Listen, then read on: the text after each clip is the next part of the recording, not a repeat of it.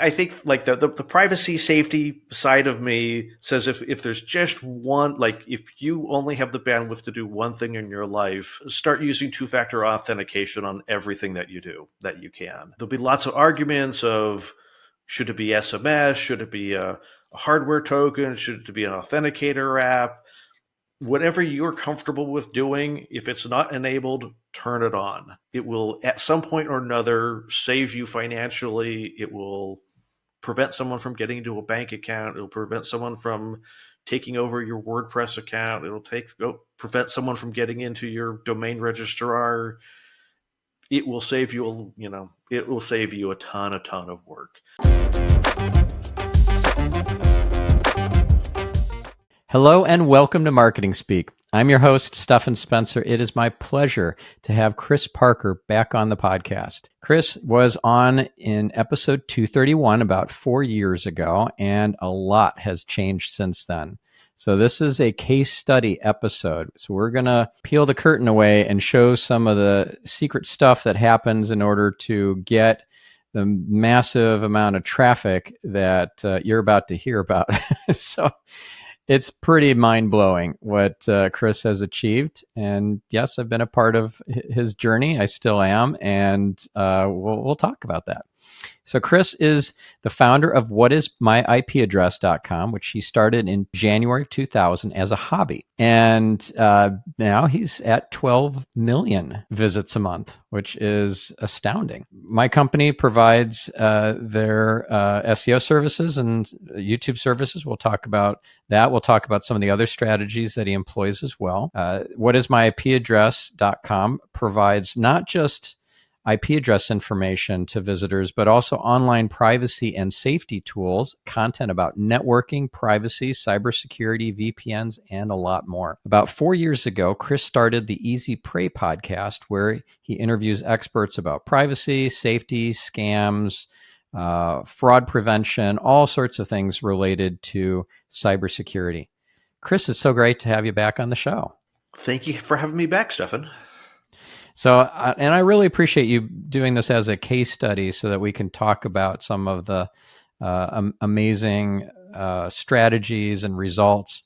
And yeah, so let's first of all talk about where you have gone from, in 4 years, 6 million visits a month when we did this episode 231 back in 2020, and now you're at 12 million. It's just that's awesome.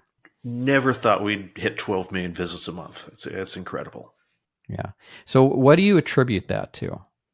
I think you and I have talked about this. There's a portion of it that I attribute to God, and a portion that we attribute to working hard, having your team do such an excellent job.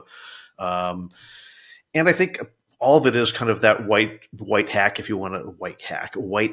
techniques that we've never tried to do anything underhanded or malicious or, anything that would be questionable. It's just always tried to do it right. And I've had if we do it right, God's going to bless it and it'll be a success, or it won't, but I'll at least have done it in an honorable way. Yeah.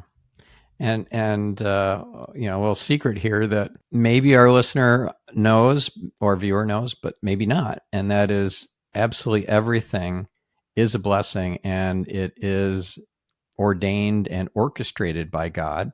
So if your traffic, heaven forbid, takes a nosedive, that's actually a blessing and opening you up to maybe a learning opportunity or a new chapter in your journey, or some sort of epiphany, or potentially a partnership, or a right sizing of your business. What's the next step that a listener might take to incorporate faith and trust and just kind of handing over the reins to God, surrendering? What's the next step for our listener? I guess this is something you'll have to, in a sense, figure out for yourself. Figure out if it's the right option for you.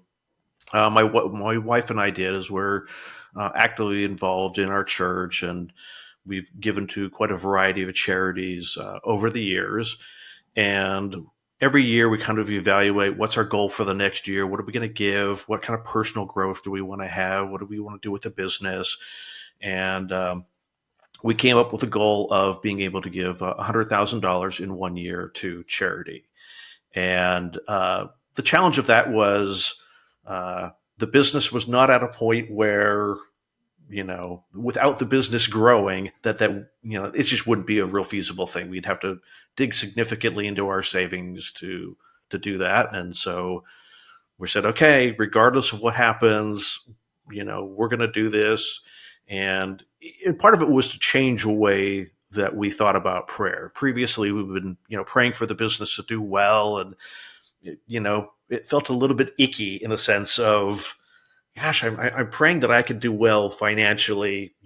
We're doing well. Do we quote unquote need more money? This just doesn't feel like the right attitude we should have towards money. And so it really helped us to kind of reframe our thoughts on money. Went from praying for the business to do well so that we could have a lot to praying for the business to do well so that we could give a lot.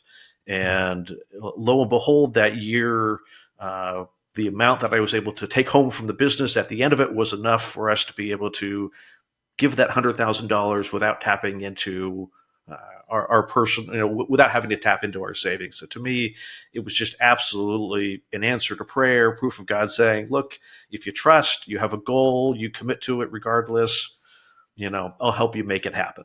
Yeah. And you did this in January. You and your wife committed to the $100,000. Yeah, that's kind of our end of year wrap up. We would start thinking through what are we going to do, and okay, effectively January 1, this is what we're gonna do, and we're gonna give throughout the year as if we're gonna hit the goal, not just wait until December 31st and then give it on the last day of the year, but every month we have a percentage of it that we are going to give regardless of what happened.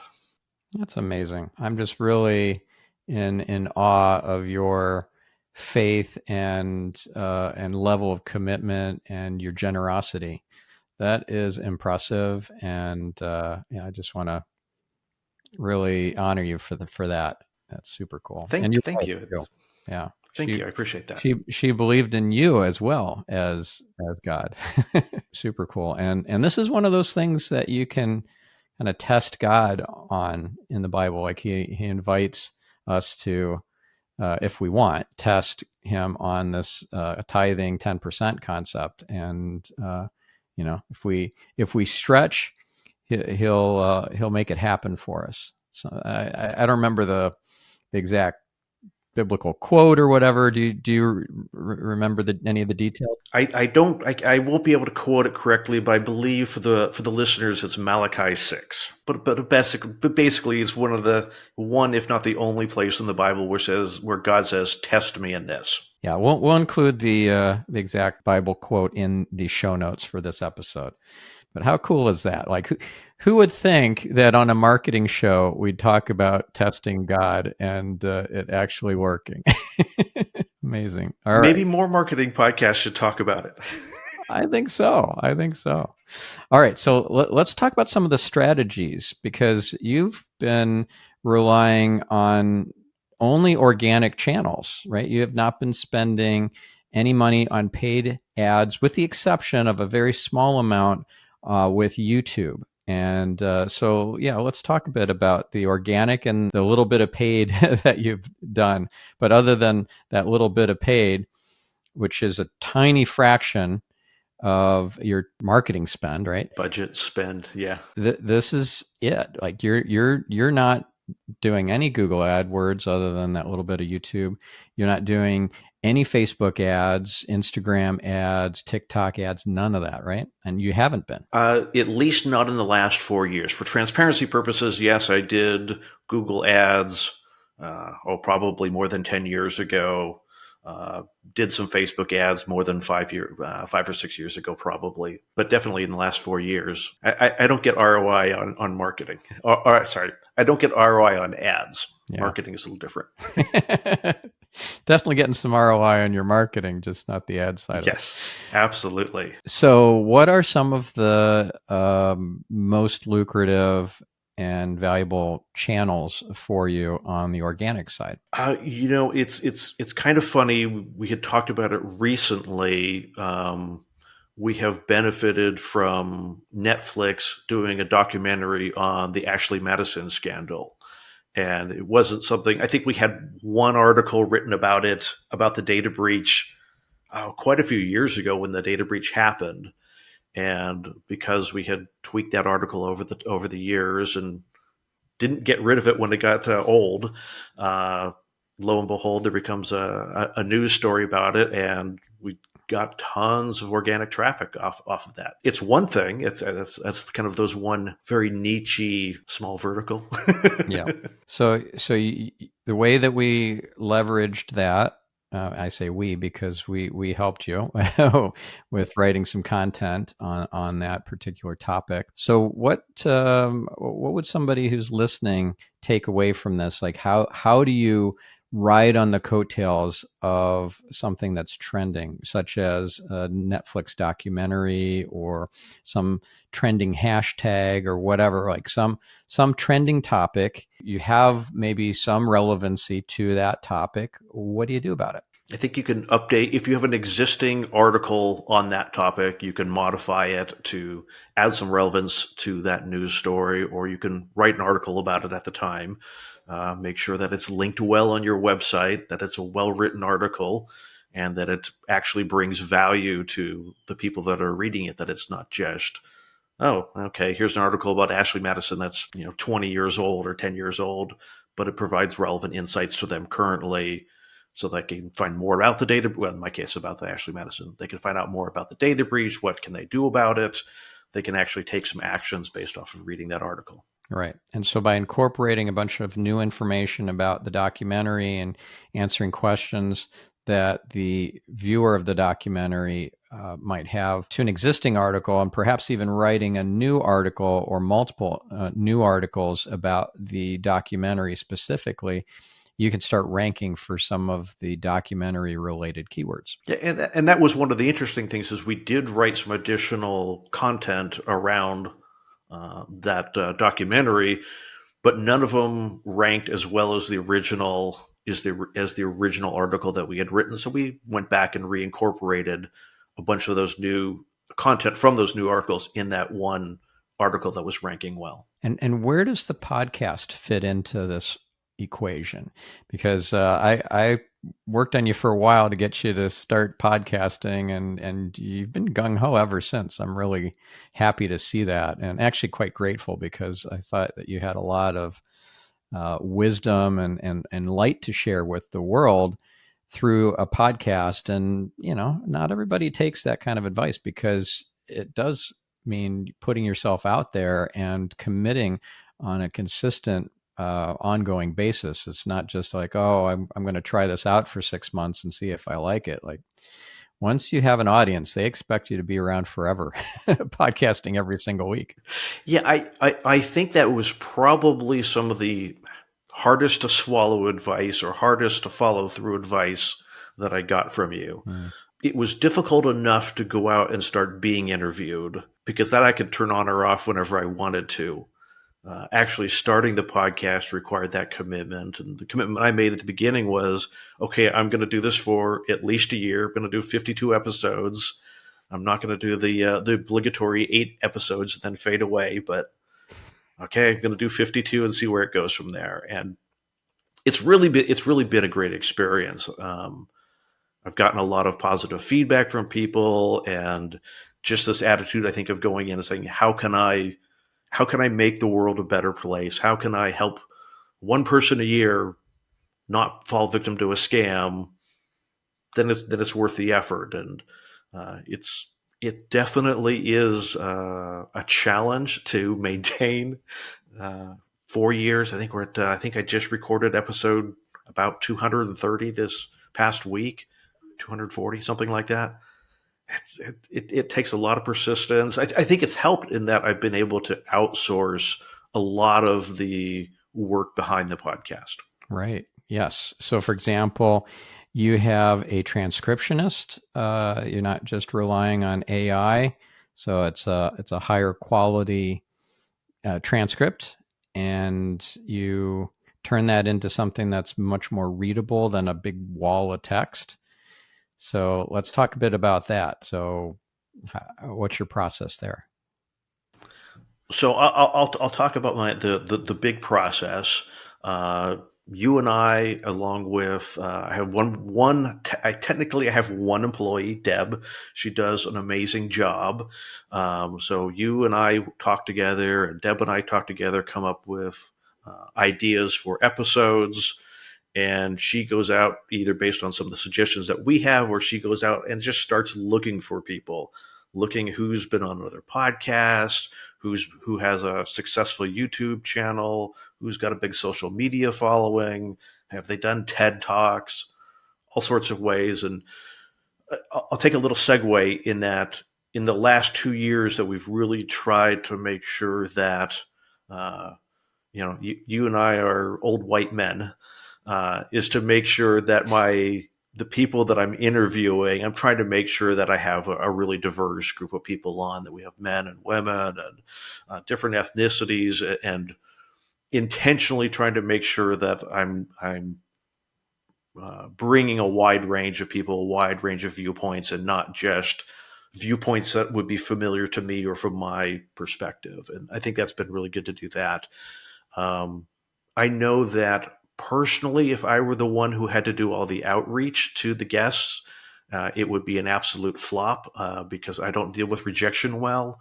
Deb goes out and is just amazingly persistent about following up with people. Like, you know, not that she doesn't, if someone says, no, I don't want to do it, we honor that one, don't harass them. But if they say, yeah, I'd like to come on, she'll just keep following up with them until they come on. If they say, not right now, she'll follow up a couple months later, 6 months later, a year later. And we've had people come on a year after the first agreement to come on the podcast. Yeah. So she does that, record an episode. I upload it. My work is done for the most part. She works with gets the recording off to the audio editors. She gets the recording off to the person who does the transcription. When we get the transcription back, I have someone who writes a summary article. So we have the transcription on one side, the summary article on whatismyipaddress.com. We outsource a video editor who then produces the YouTube video for us. And all this comes back together in enough time to get it up on the website, get it scheduled in advance on YouTube, and that's kind of the flow. And then obviously we promote the episodes once they go live. Yeah. And one thing that I recommend doing if our listener owns an agency or a consultancy is to be generous and open about things like resources that your client could go directly to and save some money, and you don't clip the ticket, but that's okay. You don't need to, So I referred you, Chris, to my transcriptionist, and you've been working with her for years now, right? And I haven't made a dime off of that. And also the audio editor too that you're using is the one that I was using at the time, and you're using them still. What? How many years later? 4 years later, still working with them. Yeah, it's the same. So same transcriptionist, same audio editor since the beginning. So yeah, just be generous because business karma is real. Like just give without expectation to receive, and you'll get it from above. But that's not why you do it. Do it because that's the right thing to do. Yes, I agree. Yeah. And I appreciate that. It's to me, it's allowed us to funnel more resources towards what your team are experts at, as opposed to getting a markup on a service that is tangential to what you do. I want you guys doing. I want you spending my money on the stuff that I can't find someone else to do. Yeah. But even if you can find somebody directly, like, so you have a video editor, but one thing that we're doing for you is YouTube Shorts. And that is something that is kind of a specialty, because if you get the right kind of video editor for shorts, and you have a strategist overseeing that video editor to make sure it's super punchy at the beginning, kind of leaves the viewer on a cliffhanger, so there's some foreshadowing, there's a hook there in the beginning, so the audience retention rate stays high through the first 10 seconds of the YouTube short. Then you got them. It's not just 1 second and they scroll away, and that doesn't even count as a view. Yeah, I mean, definitely the stuff that we produced in-house or tried to do, I think we would average 100, 150 views, and your team has produced a couple home runs where we've gotten 15 or 20,000 views. And for us, that's an absolute home run on that type of content.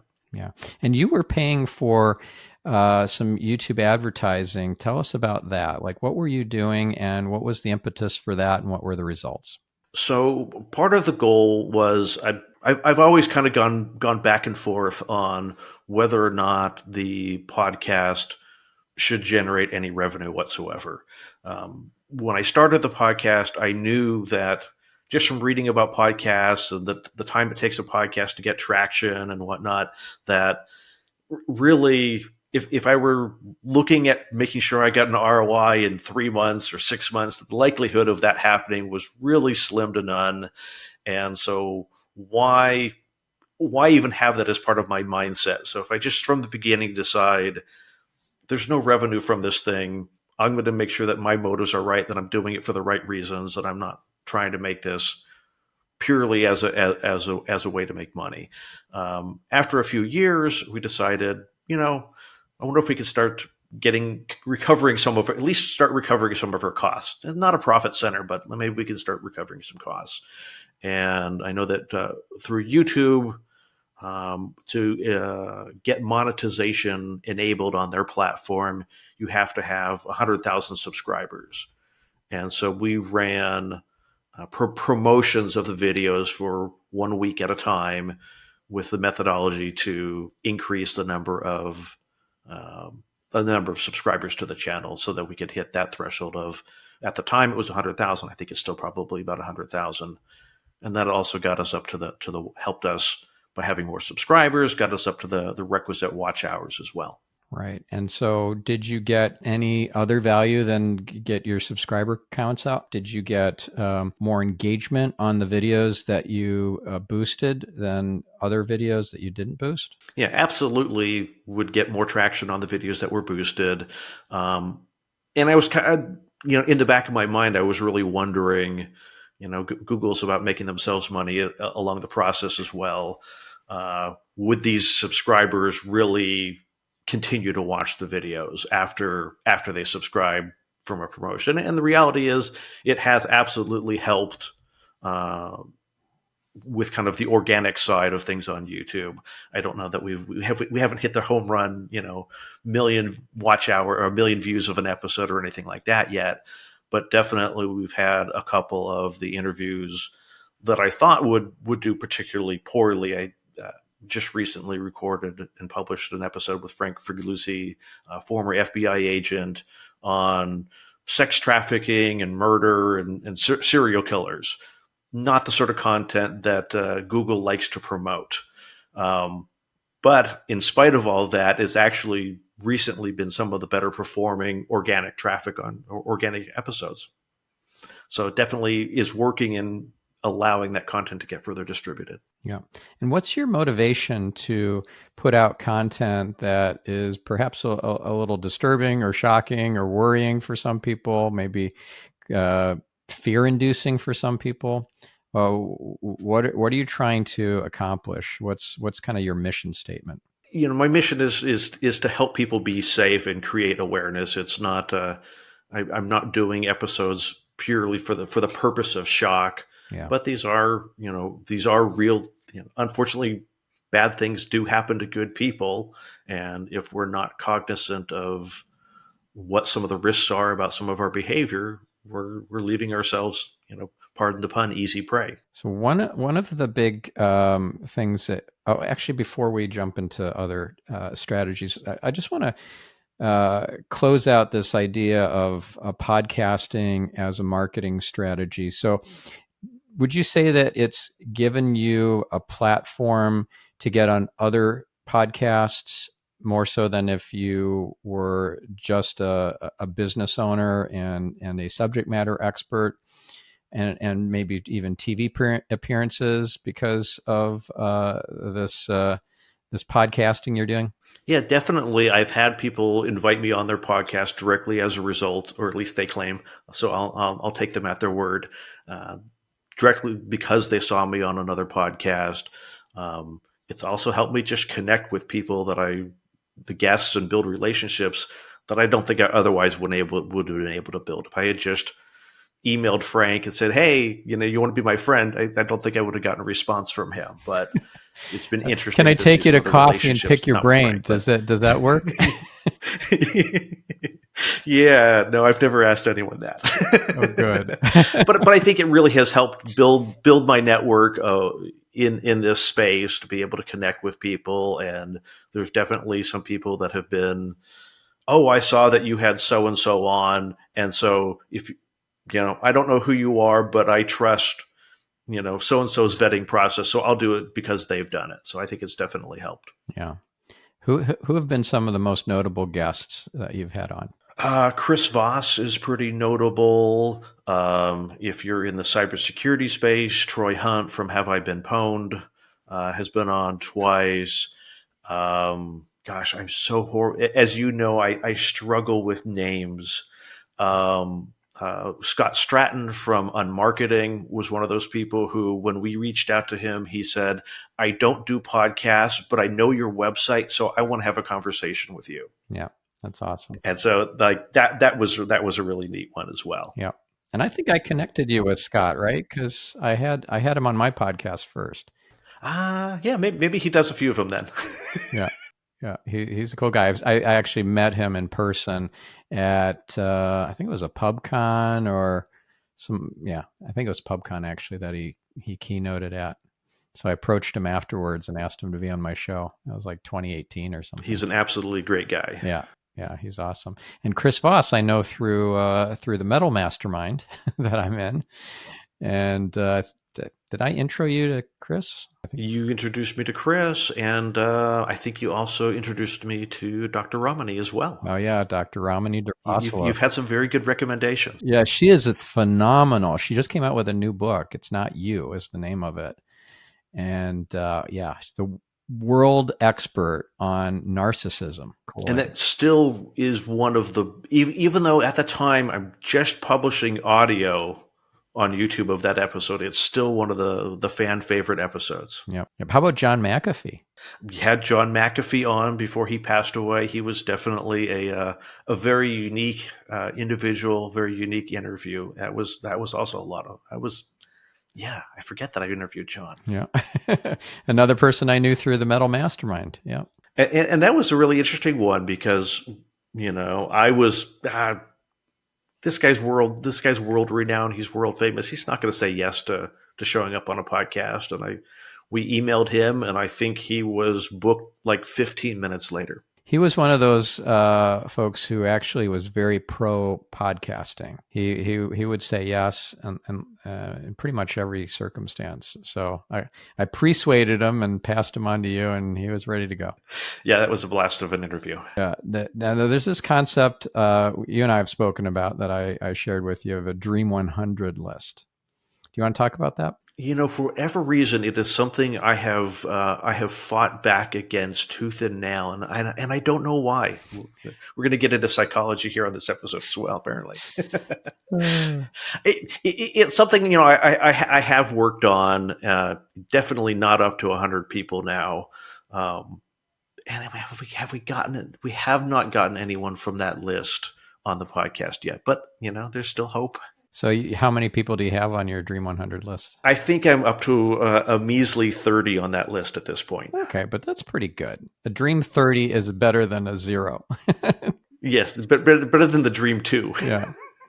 What's the quote? It's like, whatever you dream, whatever you believe, you can achieve, or something like that. Do you know that quote? Yep. If you believe it, you can achieve Yeah. it, or something like that. And part of believing it is to actually put it on your list. Like, hey, I could have Oprah on my show. Why not? And again, uh, the honestly level we're having of the conversation here. Ultimately, it's a bit of a fear of rejection of mine, that if we don't go after these people, if we don't go after them, I can't fail. And that's something I'm working on. So having the list started is definitely an achievement in and of itself. So another thing that happened since our podcast interview in 2020 was you went live with the site redesign, because we didn't talk about that in the first episode, the first part one. Did we had we just done it, or was it was probably right around the time that we did that? Yeah, I think it might have been in progress of going live, because it's no small task to redesign a site and push it all live on a site that's getting 6 million unique visits. It's a little bit risky. So I don't remember if we talked about it, like prior to the site redesign. Um, Everything on the website was hand coded by me. So every time that we wanted to roll out new content, someone had to send it to me. I had to do the HTML for it. I had to push it live onto the servers. So it was definitely a mindset change for me in trusting access to other people and a platform that could do that. But also, it ultimately ended up being very free. But yeah, the process of rolling out the switch was going to close the eyes, cover the ears, flip the switch, and go to bed and see what happens in the morning. Yeah. Yeah. And you don't regret the redesign, right? Absolutely not. I think, if I look backwards, I think there's things that I probably would have done differently and put more focus on. But absolutely, the not just the visual redesign, but the back end, the infrastructure, doing all of that was absolutely the right move for the business. Absolutely, without question. Yeah. So now you don't have to be involved when an article gets posted to the site. You can just leave it in our hands. We write the content for you. We have meetings to go over topic ideas, article ideas, but also my team liaises directly with you and gives you a list of ideas for articles. And then you give us the go ahead, and we have the keys to the back end to go in and just push that stuff in there. Yep, and it's worked out really well. It allows me to sleep better at night. It allows me to not be the bottleneck for my own business, Yeah. which for many years I was the bottleneck. Yeah. So a lot of changes. What would you say is the biggest enhancement to the site in terms of the user experience, or the functionality, or the content, because of the redesign process? The mobile experience previously was absolutely atrocious. The site was hello. I designed the graphics prior to that, which was not great, or at least previous iterations. But me being the bottleneck was absolutely just a horrific thing. Um, when Google was announcing that we're going to switch to a mobile first index, that made me really nervous, in that the site was just not, you know, these are desktop users. These are people sitting in their cubicles coming to my website. These are IT guys. They're all sitting there with monitors. They're not accessing my site on the phone. And at the time, it was 3 or 4% mobile traffic, about half of what the industry was seeing. Now, I think my site is actually higher, not more mobile than desktop, but way more mobile than it used to be. It's getting close to that 50-50 parity now. Who would have thought? Who would have thunk it, right? Yeah, I never would have thought that I would have, you know, and mobile users on their phones accessing the site. It was not even, that was probably one of the short sightings on my side, but not realizing what the audience could be. Um, Yeah. but again, having ability to have other people update content, fix things, Yeah. add things, just a massive shift in the way I look at my business. Yeah. And it's not a mobile site. It is a responsive design approach to coding, so that when someone changes their screen size, then it adapts as if you're on a tablet, and then smaller, and now it's looking like a mobile layout. And it's very elegant and seamless, and you're not having to worry about a separate mobile site. It's just a cohesive experience. Yeah, I mean, it was at the point that I decided I need to handle mobile before this layout. It was here's the CSS for mobile, here's the CSS for desktop, and the two were fundamentally independent from one another in terms of how they worked. And the redesign, all the beautiful graphics and user interface and all that came from Studio One Design, which was a company I referred to you. I'm glad that worked out and that you were happy with the results. Yeah, Greg and his team were awesome. We had them do the Easy Pray website as well. And Studio One Design it's one of my secret weapons. I've had Greg Merrilies, the founder, on this show a couple of times. I highly recommend listening to those episodes. We'll include them in the show notes for this episode. But also, if you're looking to have a site redesigned or built from scratch, a new one, then absolutely at least talk to Studio One. They really get conversion focused design, not just pretty contemporary looking design, but one that really gets more conversions. They were a great team to work with. They were very responsive and had lots of good insights. And when I suggested things, they had no problems saying, no, our experience is that doesn't work. So if there's a different way to do that, let's do it differently. And I appreciate people that are experts who are willing to push back against their clients appropriately. And let's talk for a moment about some of the innovations they added to your site from a design and content perspective.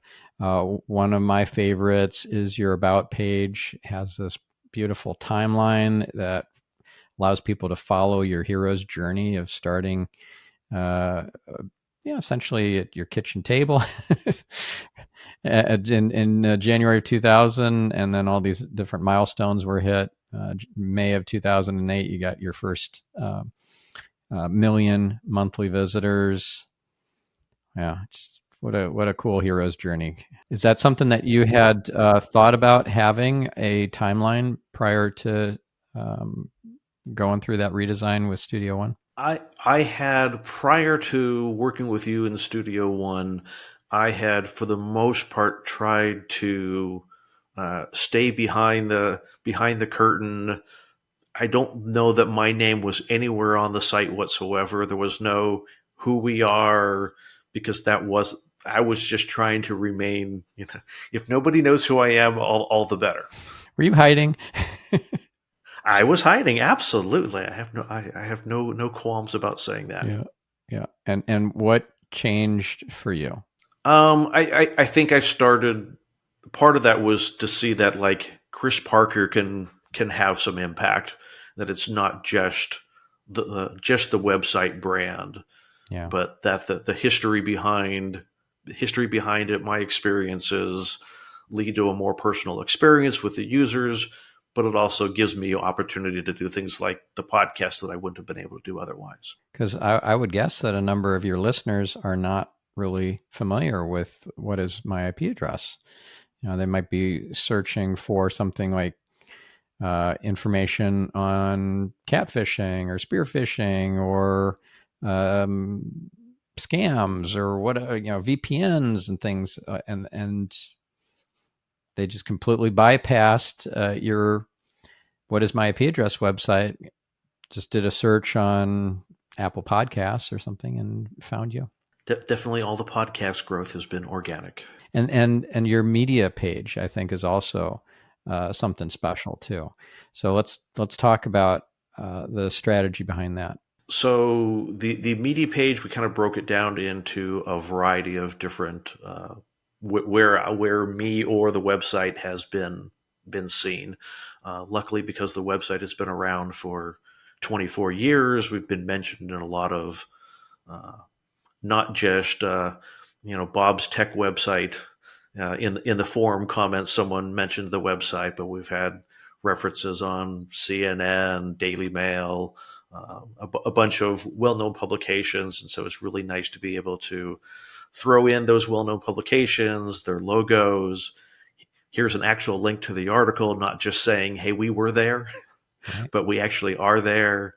I've had a television appearance where I talked a little bit about romance scams on there as well, along with a whole bunch of podcast appearances. Right.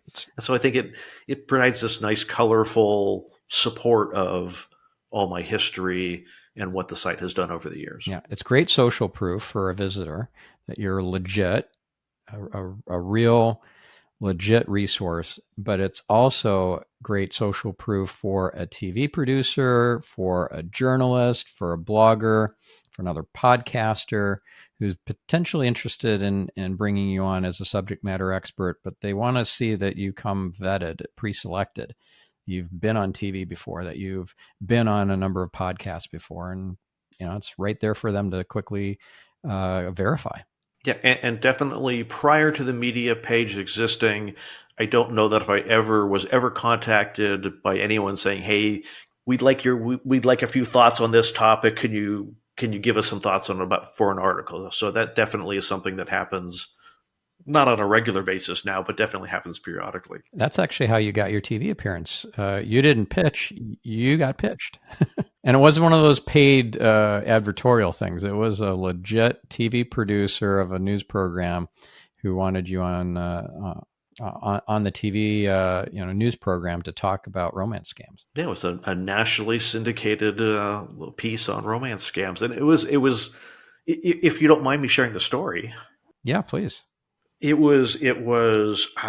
got up in the morning and checked my email at it was like 5:30 in the morning. I checked my email and it was, "Hey, are you available in a couple of hours within the next couple of hours to do this?" And I think at the time, I don't know that I asked you, "Hey, should I do this or not?" But maybe I did. Um, but it was one of those very quickly, like, okay, I got to change my morning schedule. I've got to make sure I shave, get a clean shirt, and I think within 15 minutes of saying, "Yeah, I'm available. Yeah, I can do this," they were like, "Okay, we like to set up the call for 7 a.m. and interview with the producer at 7 o'clock, and it'll be on the air within an hour or two after that." So it was amazingly, startlingly quick turnaround where I didn't have a whole lot of time to think in advance of like what am I going to say. So it was a good thing that it was a topic that I was familiar with. Yes, and kudos to you for saying yes. And it's a little bit nerve wracking to be on live TV in front of a large audience, and maybe you choke.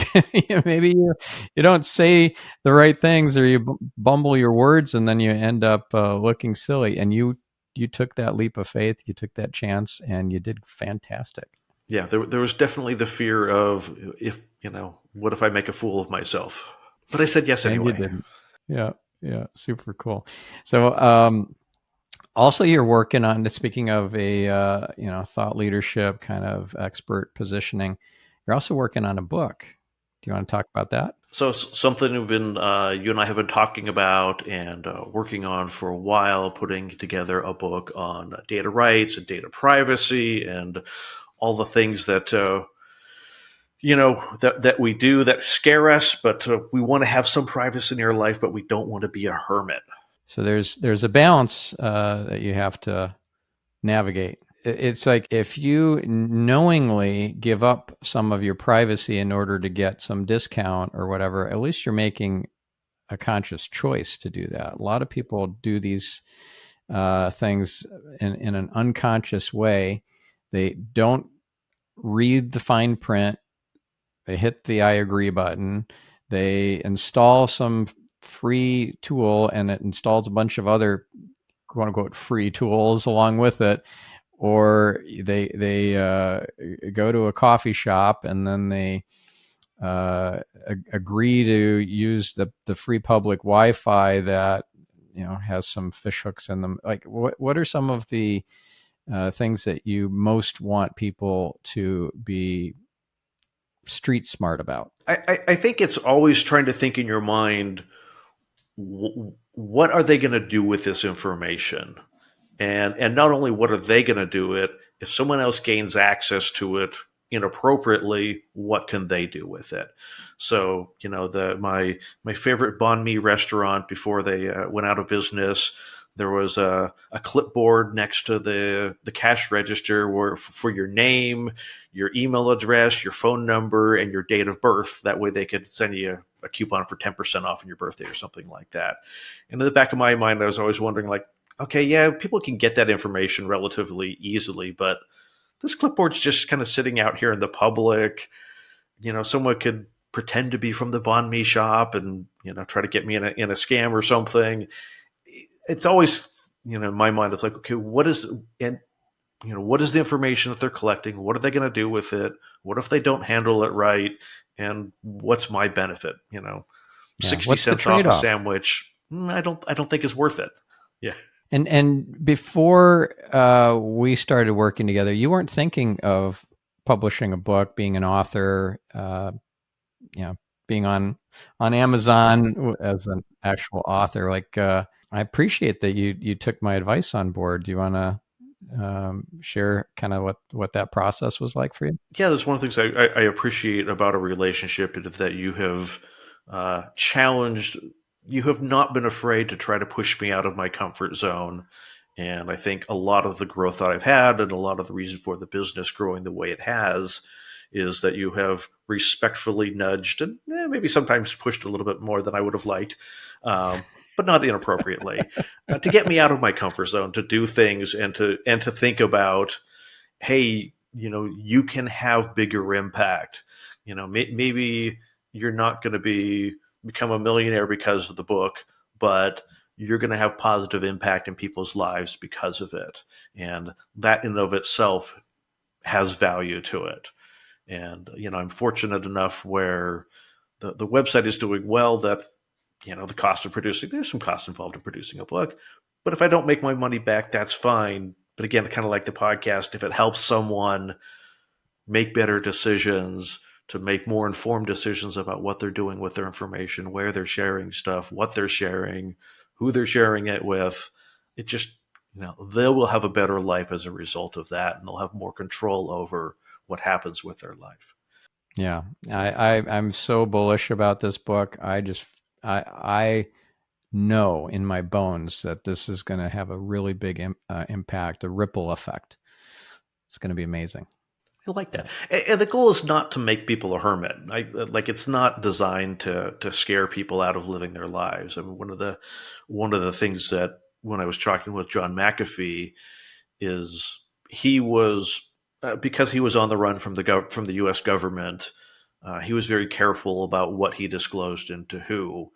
And one of kind of I don't know if he would say it was a regret, but one of the biggest things that he had a challenge with is that in order to protect himself, in order to have the level of privacy that he wanted, he had to lie to his friends and family.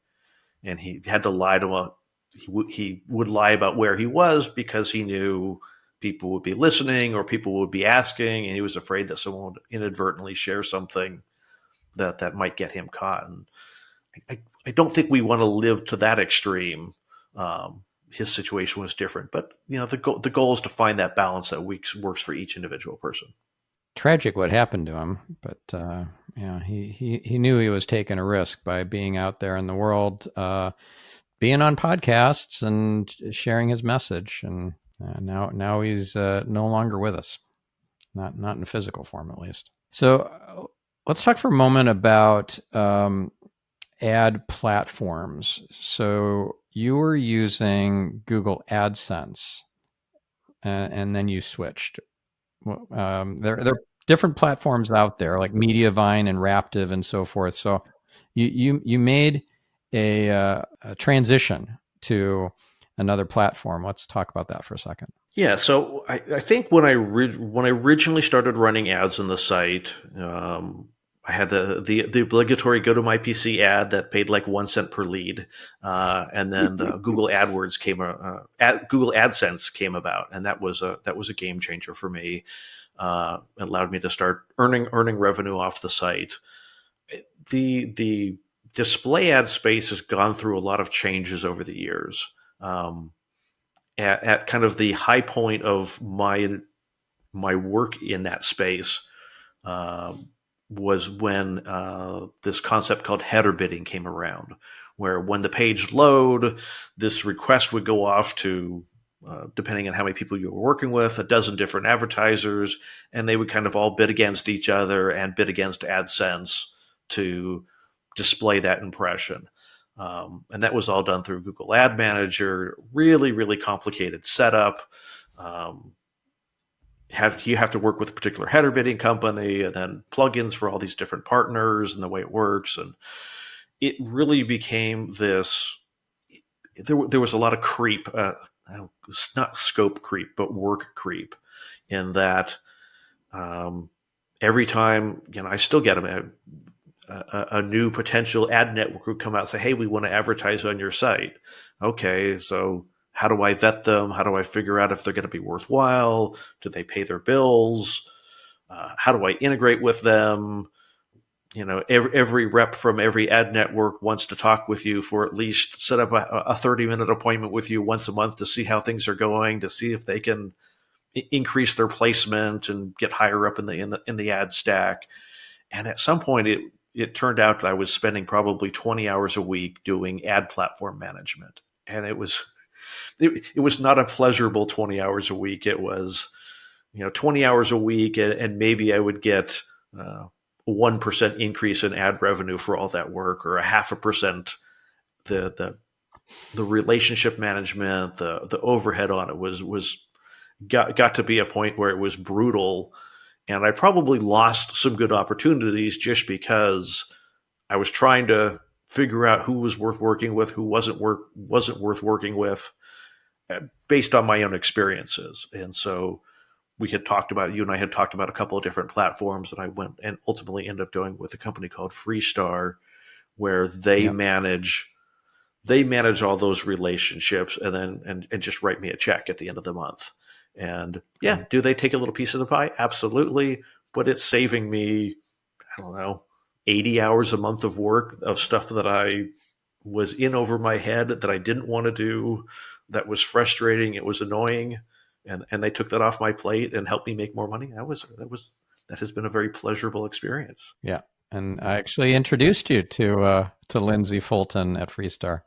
Yeah, they have been, I think, probably 5, 6 years now. They've been an absolutely great partner. Their team has been phenomenal. They've been super responsive. Whenever there's been weird little issues, they've helped work it out. Sometimes it was something on their side, something that was on my side, but they've always been very proactive and helpful of what can we do to help you make more money.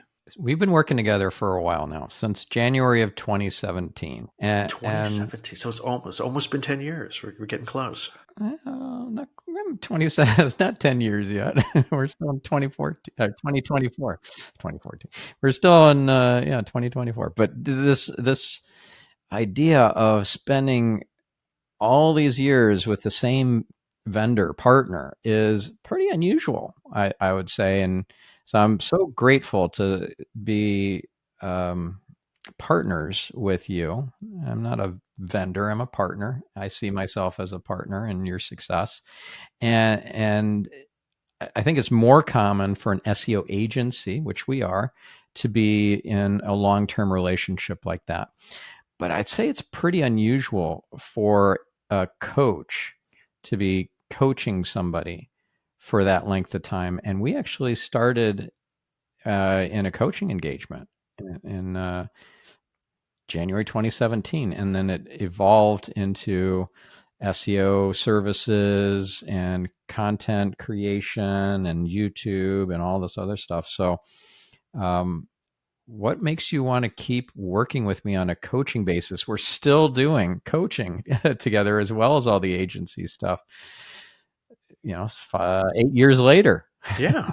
I part of it is, I think with any of the things that I try to do, either personally or for my business, is, are these things long-term sustainable relationships, that they're not just, I try not to look at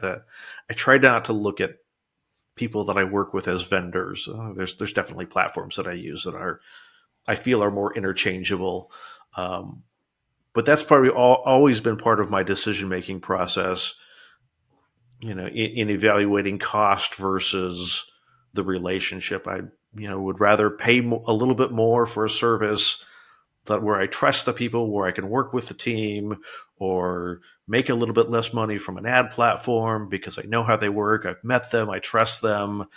When there've been challenges, things have worked out, that have been dealt with appropriately, that they've treated me right, I've treated them right.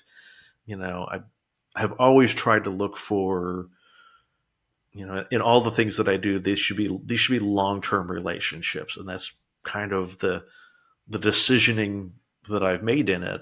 And I think that has helped. It helps me in terms of on the coaching basis, is it's not just, well, he's going to give me an idea and then I won't be working with him in 3 months. So it's on me. I mean, you follow up and you push me. You figured out what my level of comfort is. You figured out where you can push me, and you'll see result, and there'll be results. And you figured out where you can push me and there won't be results. But I think there's value in that, because if we're constantly shifting the people that we work with, those kind of things aren't learned in a month or two. Those things are learned from lots of conversations and lots of experiences together doing stuff. And so Yeah. I value that. You've had great insight. You've challenged me where I need to be challenged, and as a result, I've grown a lot in the business side, but I've grown on the personal side as well. We've had a number of calls over the years where it's like, hey, let's turn off the recording and just have a conversation. And those have always been very fruitful. Oh, I appreciate that. And I appreciate you, Chris. And I appreciate our relationship and our friendship. It's not just a business. Yeah. Yeah. What a great way to end this episode. So if our listener or viewer were to leave with just one next action, one nugget, what would it be? Okay, so just one. Can I do a couple? You can do a couple. So I think like the privacy safety side of me says, if there's just one, like if you only have the bandwidth to do one thing in your life, start using two-factor authentication on everything that you do that you can. There'll be lots of arguments of, should it be SMS? Should it be a hardware token? Should it be an authenticator app? Whatever you're comfortable with doing, if it's not enabled, turn it on. It will at some point or another save you financially. It will prevent someone from getting into a bank account. It'll prevent someone from taking over your WordPress account. Prevent someone from getting into your domain registrar. It will save you, it will save you a ton of work. So I think if there's one thing, that would be it. I mean, I could be the little self-serving saying, hey, listen to the Easy Pray podcast, and then you can get lots of ideas. That's a great self-serving thing to say. I think it's awesome because your podcast is awesome. Your guests are awesome. Your production quality, your attention to detail, your show notes. It is awesome. And the website, it's just super legit. So easypray.com is your website for that. And just Google or use whatever the search tool is if you're going to be on, Apple Podcasts or YouTube Music or whatever, listening to it. Yeah, it's just Easy Pray. Yep, subscribe, listen to an episode. If you like it, leave a positive review. Yeah, smash that like button. Yeah. Smash that like button. Notification I don't know why bell, smashing. whatever. I roll my eyes whenever I hear that in a YouTube video. Smash that like button or the notification bell or whatever. Yeah. I don't believe I have ever in any of our podcast videos asked anyone to smash a like button, hit the notification bell, or any of that. So, but please do those things anyway. Where can they find you on social media? Like, what's your most active platform? And then also give us your main website. Easiest place to find me, where I'm probably going to be most responsive to communicating, would be on LinkedIn. Look for Chris Parker and what is my IP address. I'll be easy to find. And the main website is whatismyipaddress.com. Awesome. And also subscribe to your YouTube channel and join the other 100,000 awesome people who have already done that. Awesome. All right. Well, thank you, Chris. And yeah, thank you, listener. I'm grateful for I'm grateful for you, Chris. I'm grateful for my listeners, my subscribers and viewers, and I'm just grateful to be alive. This is such a joy to be doing this kind of work and helping people help people. And you're one of my favorite clients. So thank you, Chris. Well, thank you very much. I super appreciate it. I appreciate the longevity of our friendship, and I know it will continue many years into the future. Yeah. Amen. All right. Well, thank you. And we'll catch you on the next episode. In the meantime, make it a fantastic week. I am your host, Stephan Spencer, signing off.